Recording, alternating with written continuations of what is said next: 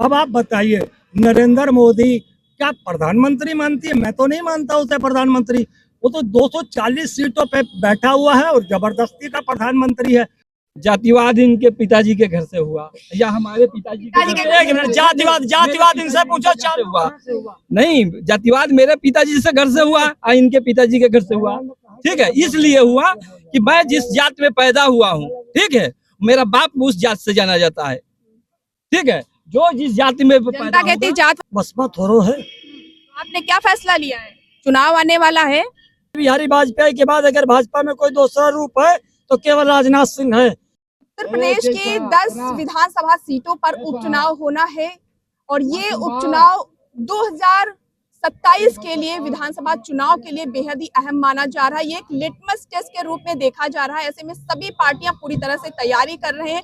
ऐसे में जो लखनऊ की जनता है, जो यूपी की जनता है, उनसे बात करने की कोशिश करते हैं कि आखिर वो इस चुनाव के बारे में क्या कहना चाहते हैं।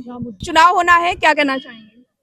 अभी तो जनता का फैसला लेना है, कोई करे बसपा थोड़ो है। आपने क्या फैसला लिया है?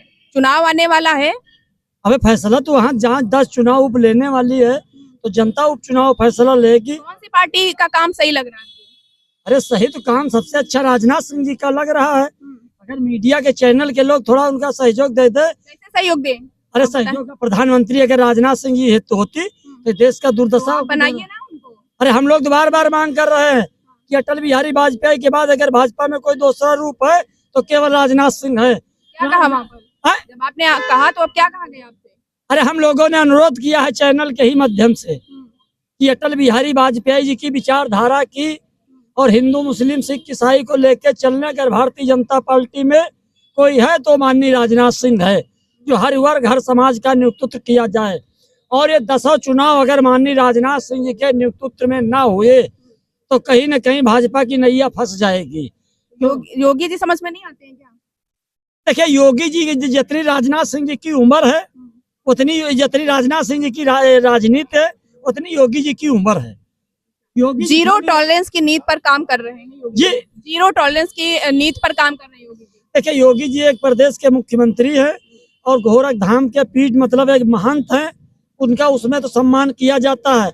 बाकी जहां तक राजनीति में रह गया है तो राजनीति में भारतीय जनता पार्टी में नंबर 1 पर राजनाथ सिंह, नंबर 2 पर नितिन गडकरी, क्योंकि विचारधारा को हर समाज हर वर्ग को लेके चलने वाले हैं। और भारतीय जनता पार्टी ने जो निर्णय लिया है बिल्कुल सही निर्णय लिया है कि अगर संजय जोशी को राष्ट्रीय अध्यक्ष बना देंगे तो भाजपा में एक नया परिवर्तन और नई क्रांति आ जाएगी, इसमें खैर कोई दो राय नहीं। और जहां तक बात रही है समाजवादी पार्टी की और कांग्रेस पार्टी की, तो ये लोग केवल धोखे की राजनीति कर रहे हैं। क्या धोखा कर दिया? धोखा ये कर रहे हैं, लल्लू सिंह ने एक बयान दिया था कि 400 पार करें हम आरक्षण खत्म करेंगे, तो 400 पार के धोखे में जो है लोग ये सब मतलब सपा बसपा ने, सपा और कांग्रेस ने खटाखट पहुंचा कि नहीं पहुंचा अब तक आपके घर में? खटाखट, अरे खटाखट जब वो स्थिति पहुंचबे नहीं करी है तो खटाखट थोड़ो आई है। वो कहाँ खटाखट ये क्या पूर्व में 2004 से 9 तक 14 तक सरकार रही, तब कहाँ खटाखट रही। और अनुसूचित जाति का नौकरी का आरक्षण मामला लोकसभा में आया था तो माननीय मुलायम सिंह जी ने ही विरोध किया था।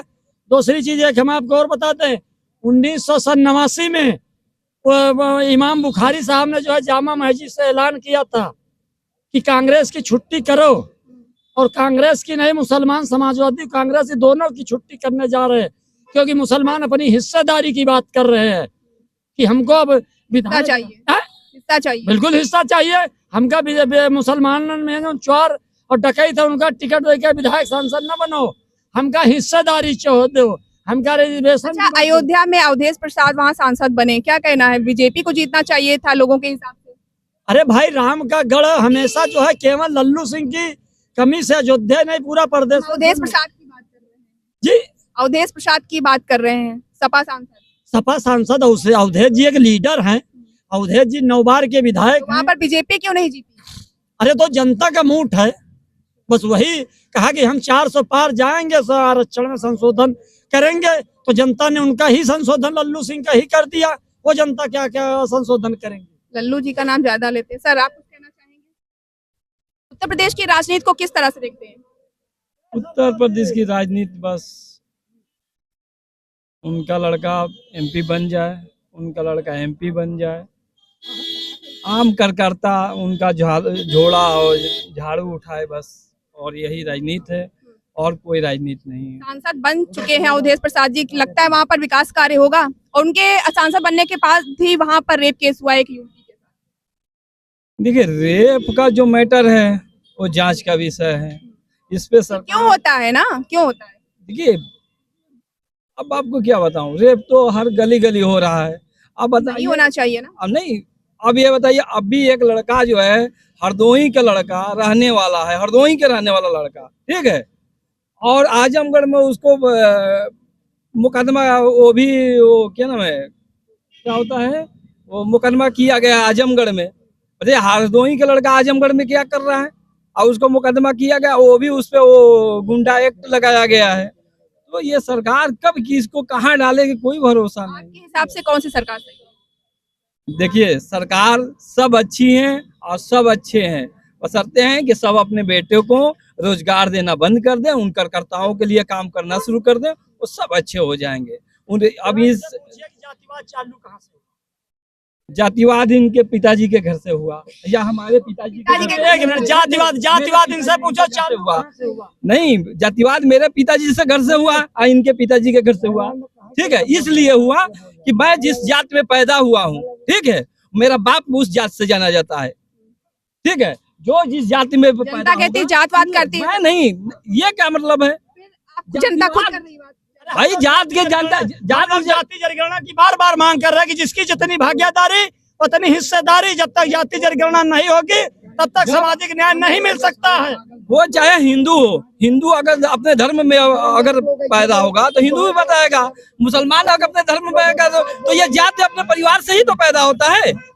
जातिवाद तो मेरे ही परिवार से पैदा हुआ है, क्या जातिवाद अलग से आ गया? क्यों दुबई में लोग जाति के आधार पर नहीं है? शिया सुन्नी सिख ईसाई सब तो है।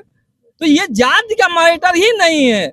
आप अपने बेटे को सांसद बनाना छोड़ दीजिए, आप अपने बेटे को शिक्षा देना छोड़ दीजिए, कार्यकर्ताओं को बेटों के लिए शिक्षा देना शुरू करिए, तब न बात हो जाति का या फिर किसी कार्यकर्ता का। ये तो सिर्फ 1400 परिवार 1300 परिवार राजनीति कर रहा है। 1400 परिवार के बीच में 1.5 करोड़ आदमी जो है 150 करोड़ लड़ रहे हैं।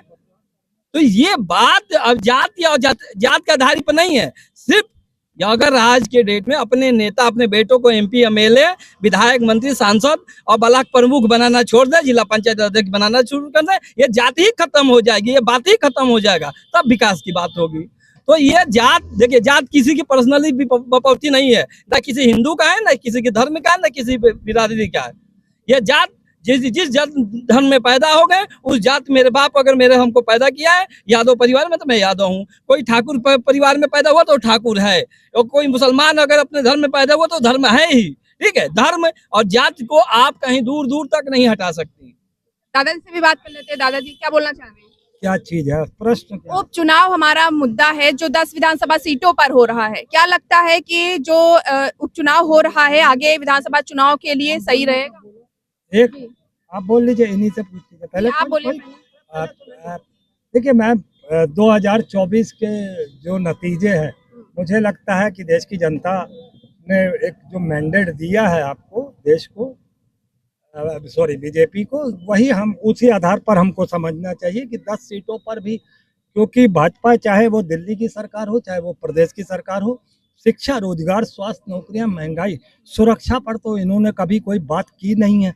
तो ऐसे में क्या उम्मीद करेंगी आप कि 10 सीटों की ही बात नहीं है। 2 राज्यों के चुनाव हो चुके हैं, सॉरी एक में हरियाणा में बाकी है, कल है जम्मू कश्मीर में, कल जम्मू में 3 राउंड हो चुके, 5 में कल हरियाणा में है, और बाकी 2 अभी और राज्यों में चुनाव है। तो मुझे लगता है कि ये राज्य, जो 4 राज्य हैं और ये 10 उपचुनाव की सीटें हैं, ये नतीजे बता देंगे देश किस करवट चलेगा, किस करवट अपनी सोच को बदलेगा, किस तरीके से वो वोट करेगा और किसको वोट करेगा। ये बहुत साफ क्लियर हो चुका है कि लोग त्रस्त हैं इन दोनों सरकारों से, चाहे वो केंद्र की हो। चूंकि मैं उत्तर प्रदेश का हूँ तो उत्तर प्रदेश के परिप्रेक्ष्य में भी ये बात कहूँगा कि बाबा का सिर्फ बुलडोजर चला है लोगों को, और बुलडोजर चला भी कैसे, तो तोड़ना, मकान तोड़ना या दुकान तोड़ना नहीं, बुलडोजर हमारी मूलभूत सुविधाओं पे भी चला है। शिक्षा, रोजगार, स्वास्थ्य, नौकरियां, महंगाई, सुरक्षा पर भी बुलडोजर चला है। तो कहीं ना कहीं 2024 के हम एक सवाल नतीजे पूछना चाहते हैं, जब ये समस्याएं फिर जनता क्यों वोट करती है, क्यों वोट करती है फिर? कहाँ वोट कर रही है? आप देख लीजिए, 2024 से बददस्तूर जारी है कि बीजेपी कहीं भी नहीं खड़ी हो पा रही है। आपका जो प्रधान है सत्ता तो उसी की है ना। नहीं, मेरी बात नहीं सुने। अब तो जो बदलाव तो मैं 24 के बाद देख रहा हूँ ना। 24 के बाद स्टेट वाइज, हर स्टेट वाइज देखिएगा, आपको एक बड़े बदलाव की तरफ देश चल रहा है। लोगों को समझ में आ चुकी है कि अगर अपनी जरूरतों को पूरा करना है तो इन सरकारों को, जो वर्तमान में है, चाहे वो किसी भी भारतीय जनता पार्टी की सरकार हो, किसी भी प्रदेश में या देश में जो बैठी हुई है। अब आप बताइए, नरेंद्र मोदी क्या प्रधानमंत्री मानती है? मैं तो नहीं मानता उसे प्रधानमंत्री। वो तो 240 सीटों पे बैठा हुआ है और जबरदस्ती का प्रधानमंत्री है। अगर जबरदस्ती देश की जनता ने चुना है दादा भाई, खुद नहीं चुना है। चुना कहाँ है? 240 में कौन सा आपका प्रधानमंत्री पद मिल जाएगा? आपके अलायंस ही आपके साथ नहीं है। आप 4 बिल लाए, चारों औंधे मुंह गिरे। आपको दरकिनार किया नरेंद्र मोदी को किस तरीके से, वो चंद्रबाबू नायडू ने और नीतीश कुमार ने। अब 1 नेशन 1 इलेक्शन की बात कर रहे हैं आप। तो कहीं ना कहीं आप ये देखिए कि किस बलबूते पे आप आएंगे। जब तक आप 303 की सरकार थी, 282 आपकी 14 में आई थी, तब तो आप कुछ कर नहीं पाए, ना ही जनता के हितों। अगर जनता के हितों में करते तो इस बार जो है वो 400 यकीनन मिल जाती। मगर नरेंद्र मोदी ने 400 मांगी थी, मगर देश की जनता त्रस्त थी और उसने जीएसटी काट के 240 आपको दे दिए वोट, 240 सीटें दे दी जीएसटी काट के। तो मेरे कहने का मतलब ये है कि अब जो बातें आएंगी, हर राज्य में यही होगा कि जीएसटी काट के हम पैसे इनको वोट सीटें देंगे और उसी आधार पर ही इनके बदलाव का, तो सरकार के जो नियम है सरकार पर ही लागू हो जाए, सरकार पे ही लागू हो जाने चाहिए। इसीलिए आपने देखा कि 2024 में 240 पे आ गए और हर राज्य में ये इसी तरीके से अपनी विफलताओं का नमूना देखेंगे। और 10 राज्यों की चुनाव की बात फिर से आपने जो छेड़ी थी, मैं उसी पे आ जाता हूँ कि 2024 में जो नतीजे थे, उसी आधार पर और उसी आधार पर 2027 में भी बाबा सरकार कहीं ना कहीं उखाड़ के फेंक दी जाएगी, क्योंकि लोग त्रस्त है।